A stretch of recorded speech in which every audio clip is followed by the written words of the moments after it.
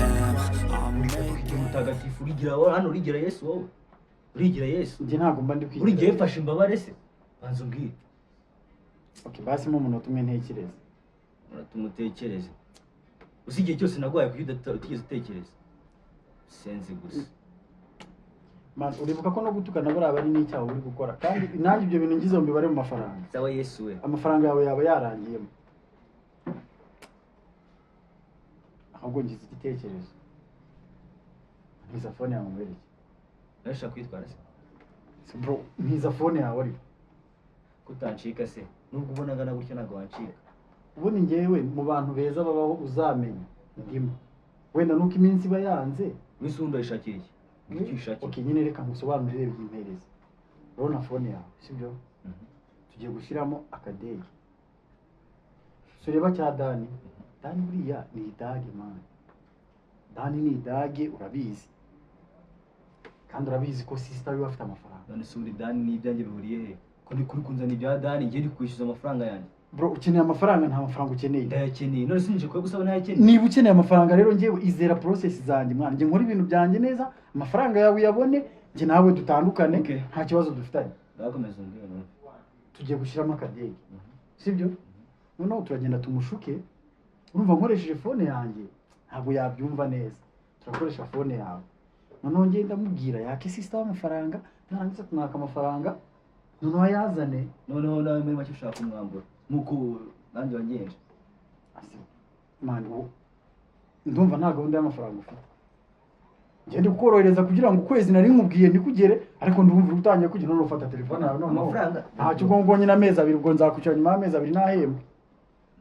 narimbwira mwana Urumva rero nje ntabwo ntajya kwizeza ibintu bibitangaza bitazasohora, sibyo? Ahubwo mva tugiye gukina. Aho kugira ngo ubwire ngo ejo nyabure. Ngiye mfite deal, sibyo? Kandi nizere. Ntabwo mvishe mu kandi kuvugira iby'amafaranga se. ahubwo umbwira iyo deal twumva Ngiye iyo deal nzayirya amafaranga afatika ngena nagura. Buranda umuntu w'umugabo rero we ntabwo bizi. basi kameze nkubwira igihe cyose wari umbwira deal izo deal bera kwa mbere deal zitagira amafaranga sibyo kamubwire mwana ngiye nakwereka ngiye wundi Iyo warakaye nubwo mbona gutya bro, ngiye iyo urakaye rwose ngiye ubu ntantera ubwoba. Nose hasi nzi yahure kubera ngo ufite idea. Ubundi wereka nkubwiye ikintu cya mbere tugomba gushyira imbere nge nawe ni ubushuti. Uri umuntu w'umugabo, aho umugabo aguye mugenzi we araza akarenzaho twatsi ntaga musiga agaragara, sibyo? Nje nyihanganira. Nizere uhize amashuri angahe yo kubeshya no gusikaminga gutyo bingana gutyo bro, nawe nk'umuvandimwe nagusikamira. ko umuntu wese wabeshya yakwizera None se kuki nakumvise uza kubera iki ndahise nirukanka ngo nyure hano muri koridoro none uhita unambura. Kubera iki nakomeje nkakwiyorera kujya n'ubundi nanjye nifite gahunda yo kuza kukureba. Wenda nuko nabanje kuza hano barutuna ndi gukemura n'umuvandimwe natwo nyine mbona tutagenda neza ariko njye amafaranga yawe nzayaguha. Okay, basi reka nkwereke. Basi mbukwe. I'm changing who I am. I'm making a new plan. Rearranging my life and Ufite umwavo kuri kubikurikirana. ese umwavoka ari abo twabonana cyangwa nawe ntabwo nemerewe kubonana nawe nk'uko uvuga ngo sinemerewe kujya kumureba waje kumbwira iki se kandi uzi ko ntemerewe kujya kumureba Erega ntabwo nari nzi gukorera hariya. Njye naje niyizeye kureba umukonsilita. Ndibe ko ari ibintu twaganira bya business. Ntabwo ari we nari nje kureba kabisa. ese ubu iyi saha Peter ari muri gereza nibwo ufite umwanya wo kuganira business None se ubuzima buhagarare ngo nuko Grand Frère afunzwe. Ndekera aho gukora se. Ngo nuko Grand Frère ari muri gereza. iyo uza kuba utari bwemere ko njyewe nta nubwo wemeye kwicara hano ngo tubivugane Kandi kubera ko nzi neza icyo uri cyo kuri njyewe. ukizi ntabwo wambuza kujya kumureba nshaka kujya kumureba nta n'ikintu uri bukore kiri butume ntajyayo rwose Nibyo bintu biri buze kukubabaza kurusha uko wabyihorera. nta kibazo ubu se bwo nibwo nishimye Ndabyumva ko utishimye. Ndabyumva ko utishimye pe. Ariko byibuza nawe tekereza kabiri. Ese byabaye yarambujije ko kuzana bikubwira.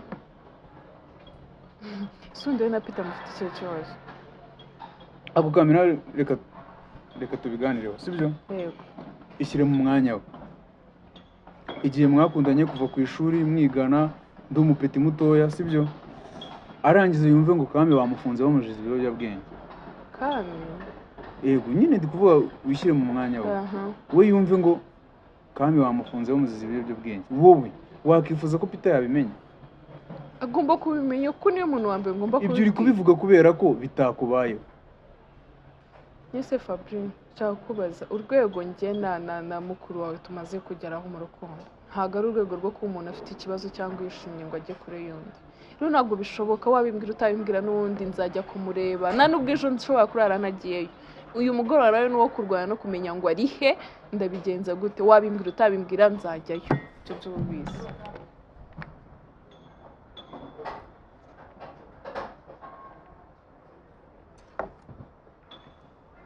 Kamirisen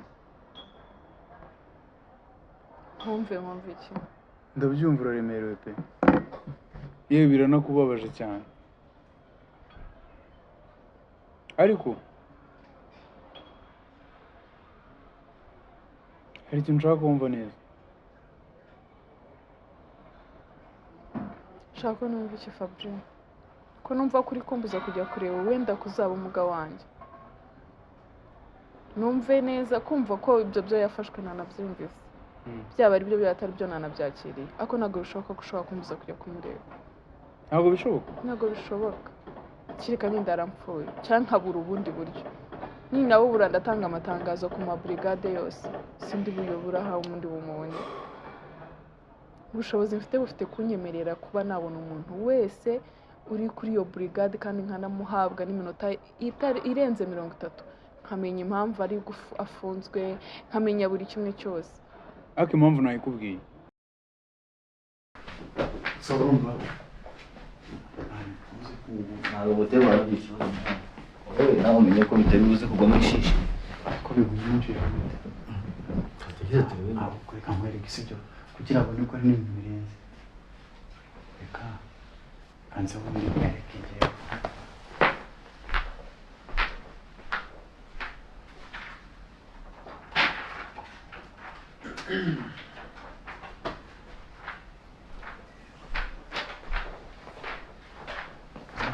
ko ari umushinga wa Dani wakinye ese wajije mwana ibi byose niwe ndi kubikorera nawe ntabwo ari uko nsanzwe neza nawe ufite inyungu utaza kugira hano ndashaka nandike umushinga wose ukuntu umeze ku buryo mumukubita uri mu bitaro aho ugiye kuba atarazamuka ingazi hano.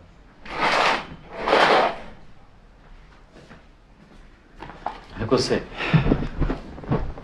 uko nabategereje nkababura ahita nigira koga mwaje muze gukora amasuku ntaroga ubonye mwasohotse rero muhera hanze mpita njya kwiyogera. natwe twaguritse tubona ntituza ahantu nyine urenge ariko n'ibyo twari turi gukemura aho hanze. Aze ko mbona ko mperuka mwari mwarakarangije niba ari ukurakarana niba ari ukugira mbona mwahuje urugwiro none byagenze bite mwiyunze ikibazo mwafite cyakemutse byarangiye. Ega nta kibazo tuba turi nk'abavandimwe ahubwo ni kwa kundi haba habaye kutumvikana ariko n'ubundi deal turayikemuye da. ariko ngiye yanjye nawe ntabwo irakemuka. Oya okay mufitanye ibibazo se urumva umva ko noneho gahunda zimeze Tubyiyorere. sibyo gahunda ikibazo dufitanye burakira umuvandimwe ntabwo twaguhisha dufitanye cya kibazo cy'ubundi cy'abakobwa bamubwira inama mutere pase akanga namubwira umushakire mu diaspora murongore akagira ngo ntabwo yarongorwa n'umugore rero sigara barazawe mu mujyi wa Kigali nawe se oya gusa icyiza noneho Nawe uzarongorwa. ibyo reka twabivuyemo akanya ngo ufite imari ushaka kukubwira business abo musobanurire mushaka kunyaka amafaranga nta mafaranga nifitiye. Bushya amafaranga yawe dukeneye dukeneye amafaranga sibyo umbwira ngo nawe ngo urashaka ngo uburyo ngo uzagira ngo ugakira ngo azi preparinga muri make agafunda ubuzima rega nta mpamvu yuko sister wawe ayo uzakumenyera byose.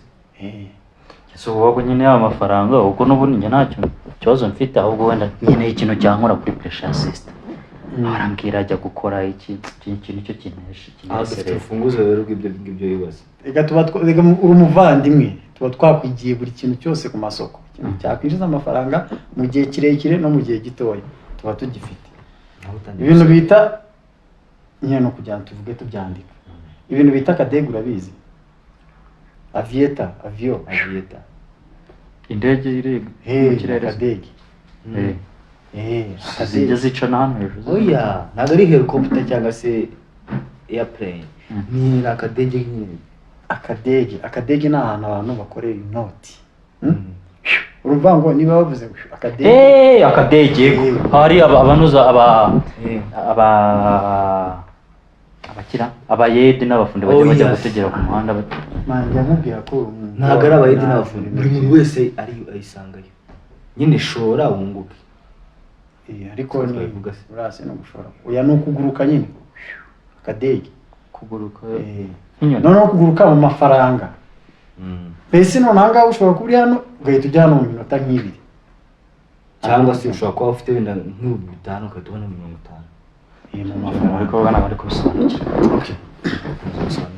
ukuntu gahunda zimeze sibyo twakwigiye ikibuga fresh dukeneye ko nawe ukora ku noti ugatangira ukazibara natwe tugahita duprofitira buryo bajya bavuga ngo adresse y'umukene no mukire baturanye natwe kubura umuntu wacu ukaba ugiye gutangira kugenda muri za V8 umva ko ari inyungu kuri twebwe nizajya ndi kugenda n'amaguru cyangwa umuvandimwe ugahita uhagarara ndi kumwe na bya byana mvuga nti urani yango sha umuvandimwe umva ko nanjye bari sebe ugaruyemo byana ubundi uri n'umuvandimwe n'ubundi sibyo umva rero ukuntu gahunda zimeze sibyo usabwa ibishoro bikeya mu rusenda ntabwo ari amafaranga hano nta bintu by'ubuntu nyine bibaho urashora kunguka sibyo akadege rero nigiye mu bakina online urumva tugendane neza ntugira uza gusigara noneho aboro ukubitamo amafaranga make ya mbere y'ifatizo ibihumbi 20 cyangwa 25 ushaka kunguka nyine vuba kuryo ushobora gukubitamo nka 20 ugahita ujya nka 500 nyine uko ushyiramo menshi ni kurya menshi ariko iyo ukubisemo tuvuge nka senkana amafaranga make ibihumbi 50 senkana ibiceri ubwo yaba ari urusimbi rw'ibice byabareze wapi iyo ukubisemo rero nka senkana uvuga ngo niba ukubisemo nka veni urumva veni uhita urya byibuze wenda se nka 35 urumva ibihumbi 35 washyizemo veni noneho kubera ko ari ukuntu bagira ibintu by'inoza mu minota rwose minota nk'ibiri ntigeze no muri 5 n'umunota umwe noneho iyo ushoye menshi urya menshi wenda iyo ushoye nka 30 kubera ko bahita bagukubira 30 uhita urya nka 5 urumva ibihumbi 500 niyo mafaranga uhita urya noneho ibaze ukubisemo burankangabira nka senkani urumva kubera ko senkani bahita bakuraho ukuntu bajya bakuraho utuntu ngo twa TVA ngo n'ibiki bagakuraho ngo n'imisoro urumva noneho nka senkani bo bahita baguhereza miliyoni uhita urya miliyoni yawe yuzuye ugashora ibihumbi 50 ukarya miliyoni yuzuye direct kandi ubireba akadege kazamuka rero gatera ureba uhita uvuga ati miliyoni yanjye pa ugahita uhagarika ugahita wirira amafaranga 50 ugatangiza ibihumbi 50 ugahita winjiza miliyoni kandi ni ibintu iyo ushatse ya miliyoni nayo tuyisubizamo ugahita gukubita nk'ebyiri cyangwa 3 nyine ni ibintu ukomeza ugakina ariko nyine bisaba ubijyemo wumva ari ibyanyabyo nyine mu mutwe wamaze kwisetingamo uvuga ati kama mbaya igiswahili kiba kibi ariko wowe ukora kuba wizeye ufata amafaranga ugomba ashobora kuba harimo n'ikibazo ikiba kibi ni ukwiyahura n'amafaranga oya ikiba kibe nyine ni uvuga ngo nk'ako kanya ukuntu umeze nibyo niba bavuga ngo njyewe ndiyizeye amafaranga ngiye kugira ute urumva umuntu warya nka miliyoni agahita ahamuka urumva iyo bivuze ngo ikiba kibe uvuze ati ubu nyine tayari njyewe nubwo yaba ari credit ni ugufata credit mpita mbishyura mpita mbumukire brasista wawe ntimwazongera no kujya murebana nabi rero sinzi niba uri muri deal mpita mwereka ukuntu bikorwa genzo ni iPhone none se ikibazo ni kazane phone ayisizara no tutereke gahari wowe urimo cyangwa ntabwo urimo we noneho bigira ikibazo ngo kiki ndabizi ko intara amafaranga 50 ntayabu ushora ibihumbi 50 washyiraho n'ijana cyangwa magana abiri Miliyoni. nta ribi rwose ariko kubera ko uri gutangira senkani yaba ari sawa twakuka umunsi ushatse wagera nanone agakabikora rwose nyine iyo utanze ayo mafaranga iyo nyungu uyibona mu gihe kingana gute ntabwo bijya bitinda mu minota y'ingahe rwose uba washora wayabona ibihumbi 50 mu munota umwe ugahita ngo miliyoni kabisa ubwo bivuze ngo mu minota 60 isaha imwe ubwo ni miliyoni 60 washoye 50 ugahita ukubona 60 miliyoni 60 se wenda nyine nubwo zitajya 60 bitewe n'ukuntu nyine bajya bagenda bagira gutya ibintu byo gutagisa n'ukuntu ikirere kimeze urane n'indege urabizi ko no mu kirere habamo za dodani so rero bahita bagukubita wenda tuvuge nka miliyoni nk'eshanu ibyo ubikoreye rimwe mbere yo gutangira ugahita ushorera rimwe 50 kujya mu munota umwe ugahita ubona miliyoni noneho ukabisetinga automatic ukabirekera ikagikomeza ikajyana bimara isaha urumva ndetse nyine mu kirere hatabonetsemo nka dodani nyine tu ikirere kimeze neza wayarya da I don't really know what comes next. I'm just doing my best, even though I'm so stressed out. Everything just feels like a test that I fail, so depressed when I can't seem to meze neza get uri kumva ko ameze ntabwo mvuye aho ngaho ndeba meze neza ntabwo ushaka nyine ndashaka amafaranga ndi gushaka 50 ibihumbi 50 mbigwa se kugira ngo bitagenda bite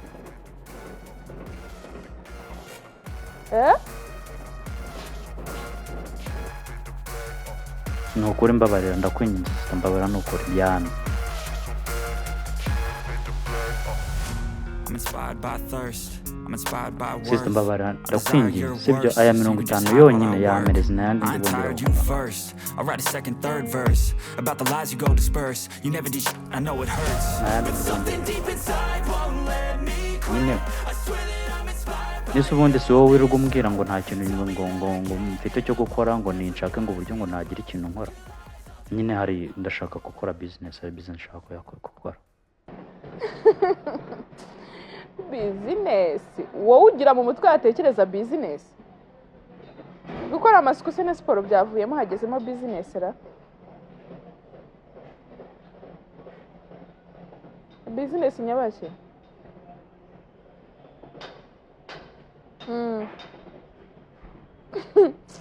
bambwiye ko siporo zizatuma utera imbere zikagira icyo zikugeza ubwira siporo rero zigufasha ubone nayo 50 ya business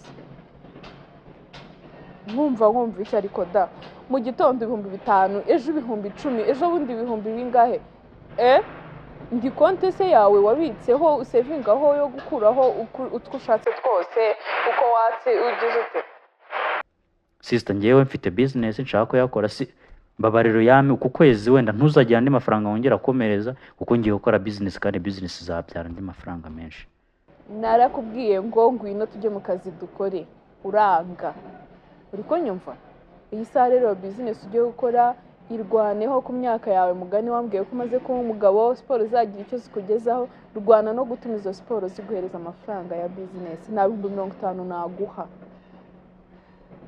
yego ntayo nguhaye ndakwinginze mbabarira nukuri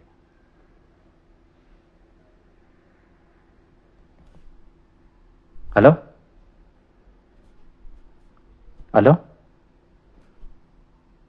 Manu uzuka nkubye what ayisamo cyangwa ni network zibusareba ni network bisusu rero ntabwo yakuba n'amagambo yose umubwiye mwana basa ari meza wenda wasanga ukubye ariko yabikwemereza ikibazo man sister n'umufunga mutwe arasa kumvise vuga bya magambo yose akwira atabukupa simasine nabibabwiye akubwiye nyine gute tubwira akubwiye gute we ntabwo twamwumvaga arambwiye ngo nta mafaranga ngo yama 50 ngo ntabwo yayama ariko gukinisha ariko nawe uburyo yamusabyemo isi kwagira ngo ibyo njyamubwiye wagira ngo ni umwana yagingari man wowe ari kumubwira kiye mfite ibibazo mfite ibinigi bifasha Yesu ubona ari kumubwira ibirenze ibyo maze kumubwira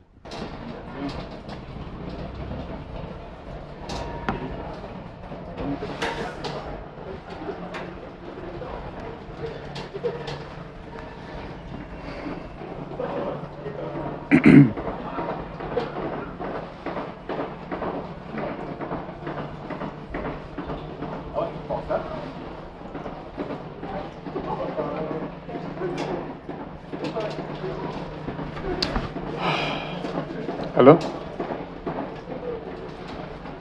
Yes, ma'am.